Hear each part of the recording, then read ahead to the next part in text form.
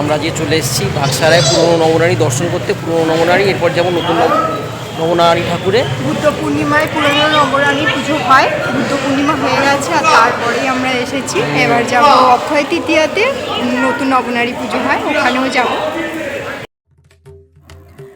প্রতিটি মন্দিরেই কিছু না কিছু কাহিনী থাকে। এখানেও বিশেষ কাহিনী আছে। তোমরা প্রায় এখন সবই জেনে গেছো সব ভিডিওর মাধ্যমে। এটা হচ্ছে পুরনো নবনারীতলা। এটার পুজো হয় রাধাকৃষ্ণর মন্দির, অষ্টসখী বিরাজমান। হাতির মতো এখানে সাজ আছে রাধাকৃষ্ণ ঠাকুরের। তো এই পুজোটা শুরু হয় বুদ্ধ পূর্ণিমার দিন থেকে।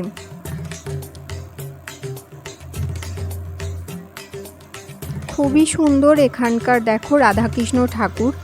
এত বড় রাধাকৃষ্ণ ঠাকুর আমার হাওড়া অঞ্চলে মানে কমই প্রায় দেখতে পাই।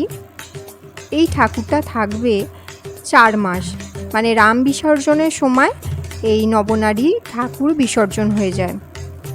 রাধাকৃষ্ণ মন্দিরের সংলগ্ন অঞ্চলেই আছে এই রকম বজরংবলীর মূর্তি। আর সাথে তো সাবিত্রী সত্যবান আছেই, নারায়ণ ঠাকুর আছে, সাথে আছে যমরাজ। এই রকম পুরনো নবনারী তলায় আছে, নতুন নবনারী তলায়, এছাড়াও আছে সমীচণ্ডী তলায় ইছাপুরে, এছাড়াও রাম ঠাকুরের কাছে, রাম রাজা তলায় যেটা আর কি। দেখো মন্দির চত্বরটা শেড করা আছে যাতে বৃষ্টিতে কোনো রকম অসুবিধা না হয়। আর এখানে দেখো বকাসুরকে যে বধ করেছিল সেইটাই এরকমভাবে তুলে ধরা হয়েছে। আর জগন্নাথ দেব দাদা আছে, নিমাই আছে।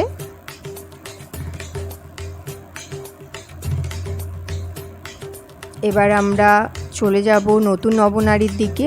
আমাদের ঘোরা হয়ে গেল, চলে এলাম নতুন নবনারী তলায়। খুব সুন্দর গেটটা, এরকমভাবে সুন্দরভাবে সাজানো। প্রথমেই আমরা ফার্স্টেই দেখতে পারবো চারিদিকে সুন্দরভাবে গাছ দিয়ে সাজানো। আবার দেখো দুপাশে এরকম ভোলে বাবা আছে সতী মাকে নিয়ে কাঁধে করে, আর এক সাইডে গণেশ ঠাকুরকেও রেখেছে। পুরনো নবনারী তলায়, যেটা সাতঘড়ায় অঞ্চলে অবস্থিত, ওখানেই মেনলি রাধাকৃষ্ণ ঠাকুরের পুজো হতো।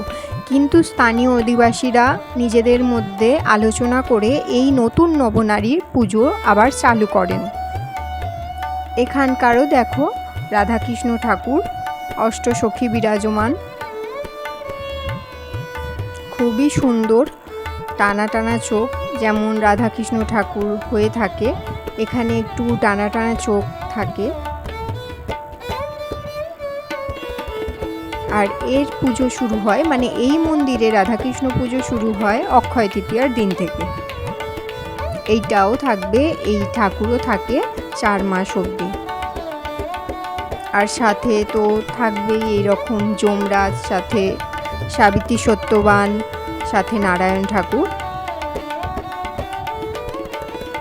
এই রকম তোমরা নতুন পুরাতন সব মন্দিরেই এলে এই সখীগুলো দেখতে পাবে। এই রকম যে বিভিন্ন ধরনের সং করে রাখা থাকে।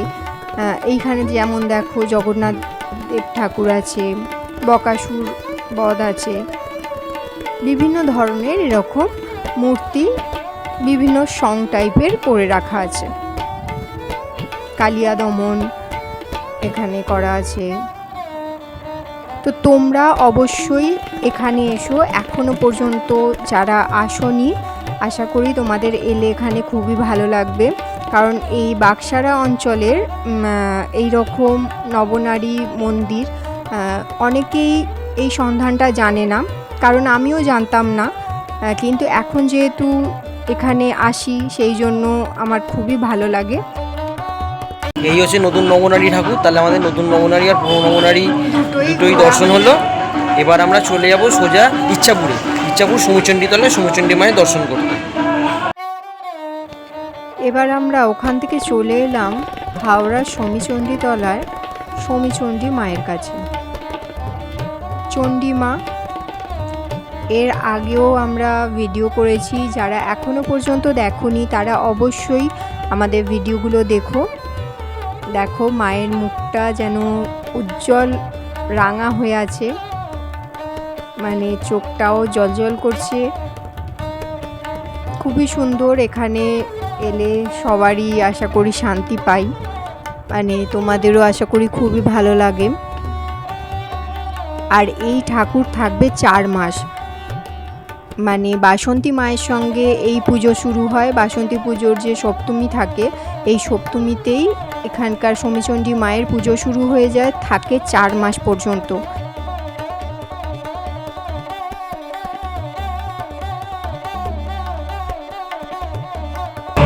এখানে শমীচণ্ডী তলায় চলে এসে